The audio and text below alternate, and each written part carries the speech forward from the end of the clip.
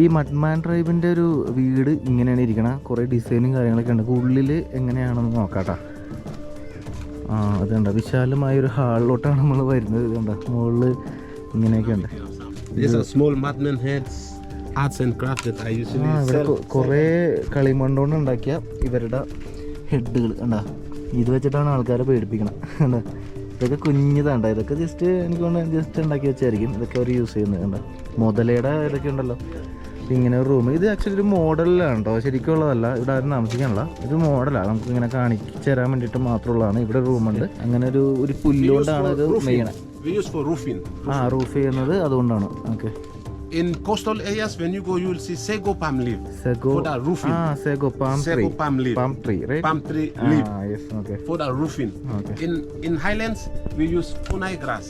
ഇത് പറയുന്നത് ഈ ഹൈലാൻഡിൽ, അതായത് ഹൈ റേഞ്ച് ഏരിയയിൽ ഇങ്ങനത്തെ വാട്ട്സ് ദ നെയിം, കുനായി എന്ന് പറയുന്ന ഒരു ഗ്രാസ് വെച്ചിട്ട്, പുല്ല് വെച്ചിട്ടാണ് അവർ മേൽക്കൂര ചെയ്യുന്നത്. പക്ഷേ കോസ്റ്റൽ ഏരിയയിലാണെങ്കിൽ പാം ട്രീയുടെ ഇല വെച്ചിട്ടാണ്.